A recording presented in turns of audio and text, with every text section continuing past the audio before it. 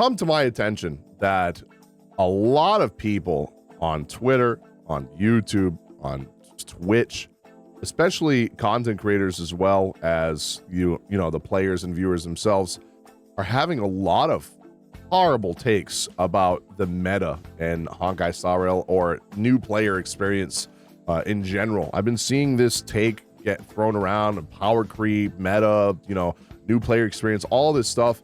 And man, I'm going to be honest, a lot of these players and content creators have some dog shit takes. I'm just going to be straight up honest. A lot of them that have these takes are some of my friends, but I'm the kind of person that I'm not going to hold back just because we're friends. I'm very blunt, and if I think you're saying something dumb, I'm just going to call it out as dumb. Now, as an example, I'm just going to use this clip by Tectone because this is kind of what started the discussion amongst the community and other people speaking out about it and giving their own takes. And EO reposted a clip of Tectone and his take about power creep.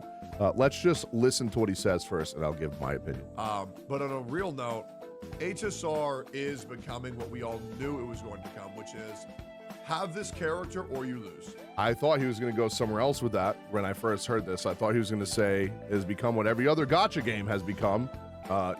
Pull this character, you're going to have a harder time, which is what he should have said and maybe what he meant.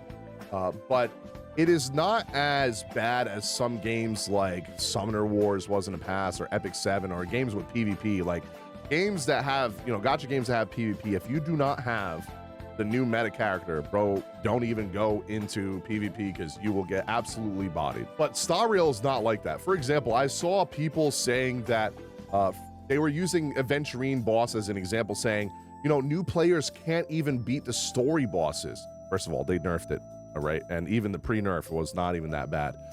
And second of all, I have seen free-to-play use Serval as their DPS and beat Aventurine, and not only in story, but in MOC, the last MOC where he was the last stage. I've seen people use Serval as their DPS or Jingyuan and clear it. Did they do a 0 cycle? No. Do you need to do a 0 cycle? Absolutely not. No. Still got 3 stars, still got Order of the Stellar Jade, and they were still able to clear the content. Now, even if they weren't, and you're a new player, and you're not able to clear the new content that's guided more towards the newer characters that have just been released, why would they not incentivize people to pull for new characters and make new mechanics revolving around those characters to make the characters feel more fun and the gameplay and the end game feel more fun? Because if they still targeted the end game towards the standard banner units from a year ago, this game would be so boring. The only thing that keeps the MOC and endgame stuff alive is the new characters. That is literally essential to all gachas.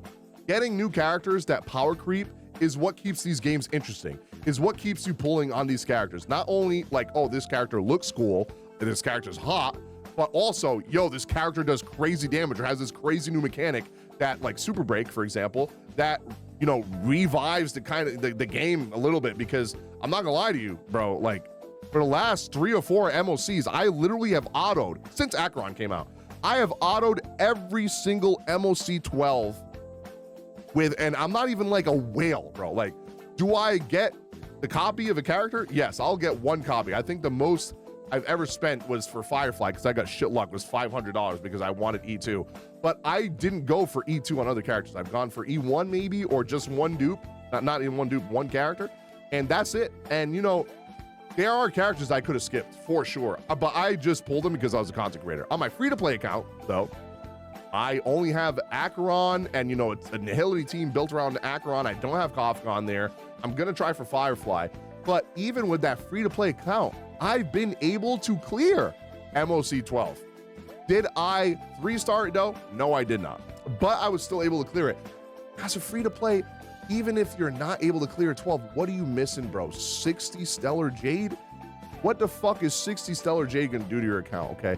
Now, maybe that's not what people are talking about. Maybe they're not talking power creep in just MOC. And they're talking about maybe story. But like I said, people are clearing story still with the 4-star characters you get from the beginning of the game. It's very doable. You just gotta build the characters, play the game, and actually do, you know, the shit that's required to build your characters. Because I see other content creators say this shit too. Other content creators that don't really actively play Star Rail like that, or they have people play the game for them, the grind the game for them, and they only get on for the updates. Not Tectone in general, because yeah, he does have that, but he is also able to clear the content. So I think he shouldn't even have this take, because he's a prime example of you're still able to clear the content as a free to play. I mean, he just spent for, you know, a little tiny bit finally for the first time in a year on, I think it was the Akron banner. But regardless, he's pretty much free to play, and he's been able to beat all content. So he is a prime example of why his own take is kind of wrong. And it kind of sucks. It's a shame, but it really is getting to that issue where have this character for this game mode or you lose. Have this character for this game mode or you lose. I'm assuming he's talking about the new game mode, which I cleared without using Firefly, by the way, because my Firefly was not built. I did not have relics for her. I used Acheron. I used Acheron on that, I forgot what the fucking new game mode's called. I autoed all of it. Like, so it is very doable for his account if I was able to auto it. I am not a whale by any means. Do I log in and play the game every day? Yes. Do I max refresh? No, I do not. I think I did that for like a week or two when the game first came out, and ever since then, I haven't done. I did do it day 1 and day 2 of Firefly coming out because I had such shit luck with relics that I was like, bro, I want to use her. And I tried farming more, and spoiler alert, I wasted all that, you know, jade refreshing, and I didn't get shit. So literally not a single good piece, not even one that was worth a damn. And then even salvaging that shit and trying to craft one, still didn't get anything worth a damn. So trust me, it's not just free to play that are dealing with that. You know, people that spend money also are dealing with that. And I was able to, I literally have it, I did it on my stream. I was literally editing a video while I had that shit autoing on the stream and talking to chat. Like, so is it revolved around new characters? Yes, but that's like how they incentivize people to pull on these new characters, and it makes the game more fun, but it's still doable with the other characters. You just have to build, you know, a little bit differently and strategize around team building your characters to do that. Or you don't get max rewards. You don't need max rewards as a free to play. Is this like, am I crazy? Like, being a free to play, you should not expect to be able to get all 780, whatever it is, Stellar Jade. If you missed out on the last stage, whoop-de-fucking-do, you missed out on 60 Jade. That's like complaining in a PvP gacha that, oh, I'm not top 100, I'm not top 10, so I'm not gonna be able to get the max fucking gems from being top 10 because I'm top 100,000. Like, what do you mean, bro? Like, this is how they fund their game. This is how, and I know he knows this. So I'm just like, bro played Summoner Wars. Like, I'm confused why he has this shit take. Right. It's pretty irritating. Happens if you release 2 characters every patch. Is what it is. If you disagree, I would love to know why. I disagree. I pretty much just said everything on why I disagree. I think gacha games are designed around power creep. Hell, even fucking an MMO.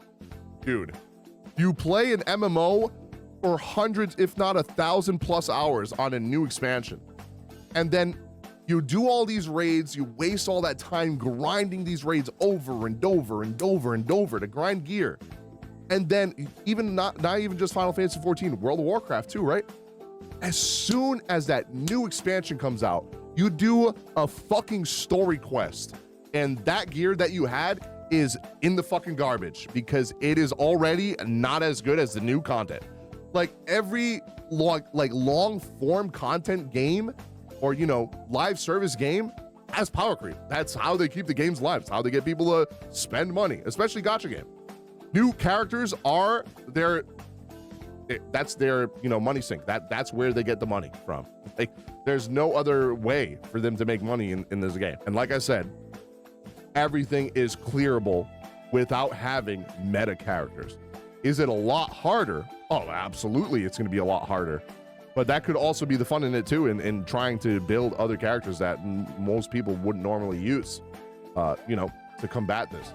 And it's not like, the thing is, like, people say free to play, like they have no 5 stars. Bro, you still have 5 stars as a free to play. If you are smart with your currency, when you save and pull, if you already have 2 DPS and you have no sustain, don't fucking pull for another DPS character because she looks cool if you're gonna complain about meta. Like, if you don't care about meta, then that's fine. Pull for the character you want. But if you want to further enhance your team compositions and you want supports for your DPS or debuffers or sustains, and you don't even have a single sustain except fucking Natasha, right? Like, then yes, or Bailu, Jesus Christ. Then yeah, you should be spending your currency more wisely and saving and skipping certain characters that you don't need. Like, if you already had 2 DPS, you did not need Boot Hill. If you paid to get, not paid, but if you summoned and wasted your gems on Boot Hill, knowing Firefly was going to come out, and all the content creators were telling you, all the leakers were showing you, right, that Firefly was going to power creep Boot Hill immediately. Right, and even like, yeah, did he get power creeped a little bit? But he's still absolutely amazing, right? Don't get me wrong. But yeah, she's the better option especially for a new player, right? It's a lot easier to build. You just go for break effect and speed. That's it. And then if you have Ruan Mei, you don't even need Ruan Mei. You just have Harmony MC. So if you were a free to play and you were saving currency for like since Acheron, you definitely had enough to pull her, right? And even you could even use this patch to even further your chances of getting Firefly, right? There was definitely time to save and spend on getting the correct characters. And even if you didn't want to pull for Firefly and you pulled for Boot Hill, but you didn't have Ruan Mei is rerunning, you know? So either you wait for a rerun or you wait for the next meta to come out. Like, that's essentially what you got to do in a gacha game. Now, one more thing that I essentially also wanted to bring up, Hextru's also kind of like regurgitated what Tectone also said. It's pretty much the same thing, maybe a little bit different because it's more targeted towards the newer players. I'm only using this as an example because it's in front of me, and you know, I don't have to go looking for it. But I've also seen so many people, like, hell, look at this comment section, my comment section, YouTube videos, Twitch streams, chats, like, people are all pretty, there are people saying exactly what she's saying and exactly what Tectone's saying, but I explained already so many times, I feel like it's such a shit take, and I absolutely love the both of them, right? But I'm not going to hold back just because, you know, I'm friends with them. If I disagree, I'm just going to disagree. But what Hextru said, and a lot of people kind of like also, you know, agreed with her in the comments, I think that Honkai Star Rail is going to suffer because it doesn't appeal well to new players. I think that's absolutely not true. Especially if you're starting as a new player right now, you're getting all this free shit. You have all this free content to do to farm Jade. All the events are permanent. You can go back and do the events. You get a bunch of free 4 stars from those events. So many free 4 stars, free 4-star light cones, right? You get your selector from the beginner banner eventually, right? From the standard banner. And you're starting with Firefly and Ruan Mei. You'll literally be able to pull the both of them if you're a new player right now, and you will be able to have a great account starting off the game. Now, if you started the game during a dead patch that had a weak banner, then yeah, it's gonna suck. But at that point, you just save your Jade and use it on the next OP, you know, unit or the next rerun, which usually is the next patch, right? Or 2, if that. A lot of people will probably say that's a long time to wait if you're, you know, trying to pull one of these characters. But what a lot of people that are saying that don't understand is, yeah, does it suck? But it's a gacha game. Gacha games have always been designed in this way, and no amount of complaining about this is ever going to change them, because this is their model. This is how they make money. Like, power creep and all that kind of shit is how they get people to keep spending money on their game, especially if there's PvP. How do new players get into a turn-based? Not sure why she capitalized turn-based there. Like, people don't play turn-based. Hell, go look at fucking Persona. People, that game sold over 10 million copies, Persona 5. Like, people love turn-based games still. Expedition 33 got announced at the Xbox showcase. People lost their goddamn minds over a AAA turn-based game. Turn-based games are still very much alive, okay? People love turn-based. Is action games more popular? Probably, yeah. But I would argue that I think gacha players like turn-based games more because they can just auto the grind, because most gacha games are grindy as fuck. Me, myself, personally, I would rather play Honkai Star Rail, a turn-based game, or another turn-based game coming out like Chaos Zero Nightmare. I mean, it does look kind of chibi and reverse 1999 combat, but regardless, I'm going to try it. But like, what I'm saying is turn-based games like that, I'd rather play that as a gacha than play a game like Genshin, Wuthering Waves, or Tower Fantasy, because any of those games, while I love Wuthering Waves, I would much rather go play a Souls game, an MMO, you know, an action game or a single player game, right? Or something, or a shooter with some friends. I would much rather play a AA, AAA game, or even an indie title like Thymesia, which is a Souls like that is absolutely incredible, right? I would rather play that than play Wuthering Waves, okay? Just saying. I'm playing Wuthering Waves because I'm playing it for content, and I'm also playing it because it's a gacha game. Now, she also brings up here, games within extreme, like Star Rail is a game that is an extreme emphasis on meta, which I already covered. I'm not going to talk about again. It does not have an extreme emphasis on meta. You could literally clear endgame content without using meta. Like, people are clearing, you know, MOC 12 with fucking Serval, like the last MOC, okay? So that's absolutely not true. With an extreme emphasis on meta play, when there are more gameplay-focused games releasing, like WoWa, ZZZ, and Azure Permelia. So, as a prime example, the reason I'm saying this is because she brings up these 3 games. I'm going to be honest, these games, she's talking about these games like they are much more fun to play in like a long bursts, right? And instead of like Star Rail being kind of niche to new players, right? Because it's turn-based, and I think she thinks that turn-based is niche, but I don't think it is. And I think she's trying to say that retention will be longer on those games because they're open world or action focused instead of Star Rail. That could not be further from the truth for so many people. Dude, when I was caught up for Wuthering Waves, I was so happy that all I had to do was now just wait for the next patch, casually just log into the game every day, waste my stamina, do my dailies, log the fuck out, go play another game, go watch an anime, and live my life and not have to be on the game 10 hours a day. I do not want that from a gacha game. I don't care if Azure Permelia is the best game that's ever made. I do not want to play that game for 12 hours straight. I don't want to play gacha games for that long because gacha games are made to be grindy as hell. They're made to have a crazy shit ton of RNG to make the grind even worse, right? And typically, story for the gacha games are usually subpar or not good at all. You know, and you have the rare occurrence of Star Rail, which also has its issues, right? Like, that's going to be a video for another day that I'm already planning, but you know, for just like a short, you know, answer of that is the way that Star Rail tells its story, even though everyone's like, this is probably one of the best stories I've seen in a gacha, just standing there and listening to them talk while they're sitting there doing nothing is not entertaining, okay? I hate it. It's very visual novel-esque. I hate visual novels, and a lot of people can't sit through that because that shit is boring. Instead of games like God of War, Last of Us, Final Fantasy VII Rebirth, Final Fantasy 16, like these games tell the story while you're playing them, right? They're not just standing there doing nothing. And in those games, if you're not actually controlling the game, they either have, you know, the quick time events, or they're doing a crazy as fuck like movie style cutscene in the game that gets you engrossed and, you know, into the game and not want to take your eyes off.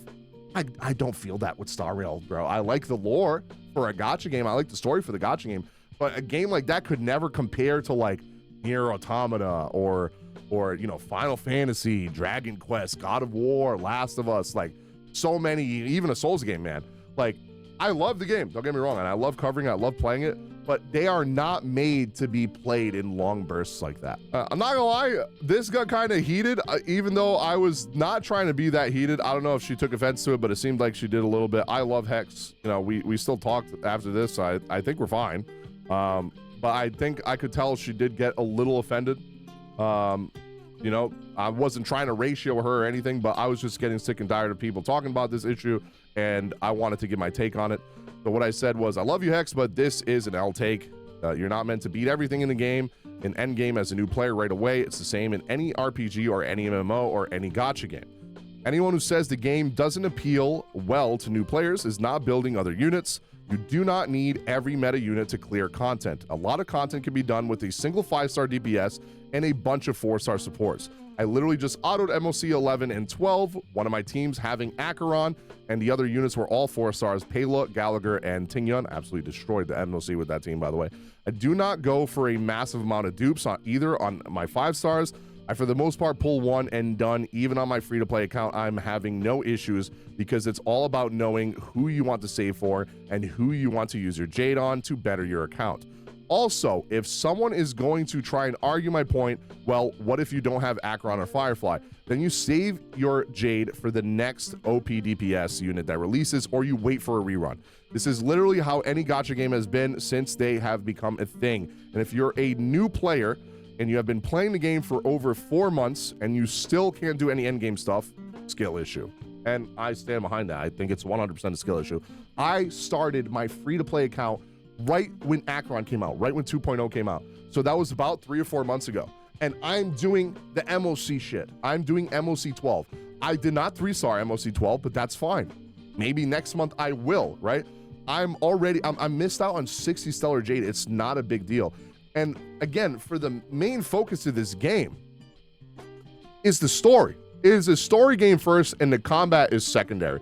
Even like, bro, tell me a single time, right, during the patch for story that like combat is a thing, or you're just trying to get through it just to see more of the story, bro. Like, you're autoing all these little trash mobs that you're fighting along the way. It's not like it's difficult to get there, dude. There's not like any mini bosses, side bosses, like any other like open world RPGs or RPGs have in general, even turn-based. Like, there's no like crazy mini boss fights or anything like that. You're literally just standing there watching people stand there and talk and not do anything. I could go on and show the rest of that thread, but like, I'm not trying to hurt anyone's feelings or like, get under anyone's skin or try to make anyone look bad or try to ratio anybody or anything like that.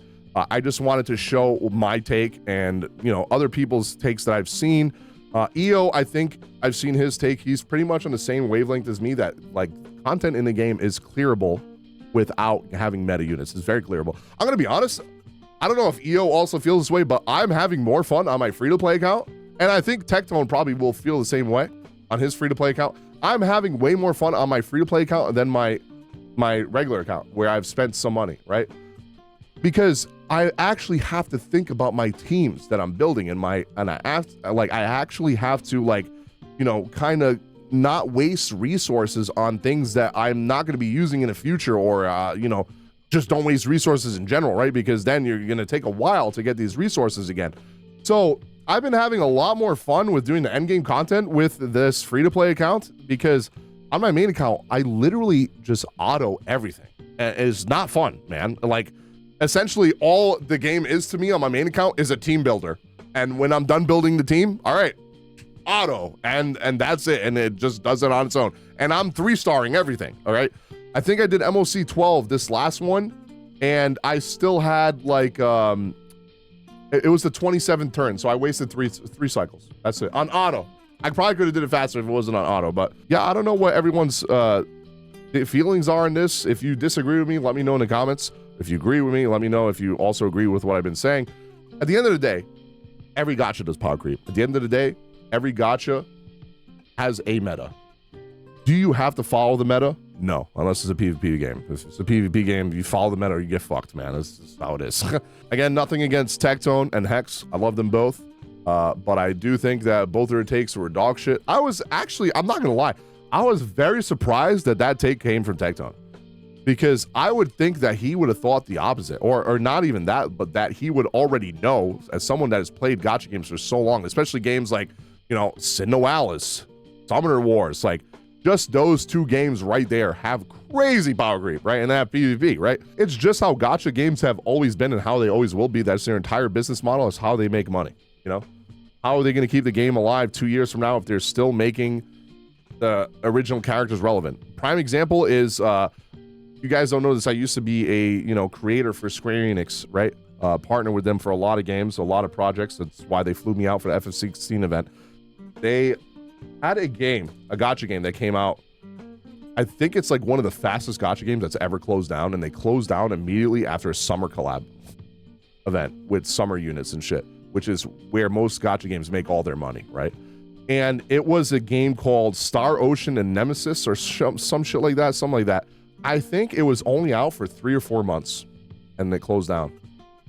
They had summer units that were worse than the original units that came out in the game, and all the other banners were kind of the same. And guess what? The game closed down because they didn't make any money because no one was pulling these units. So, you know, if they want to make money, they do need a Powercreep. And if you want to keep getting great updates, great story, great music, concerts, new games from Hoyoverse, shit like that, you know, these games do need a Powercreep. That's how it is, man. That's how gacha games are. Like I said, let me know in the comments down below what you guys thought. I just felt like I needed to get my thoughts out on this and put it into a video format to kind of gauge what the community thinks and give my thoughts as well. Thank you guys so much for watching. See you guys on the next video.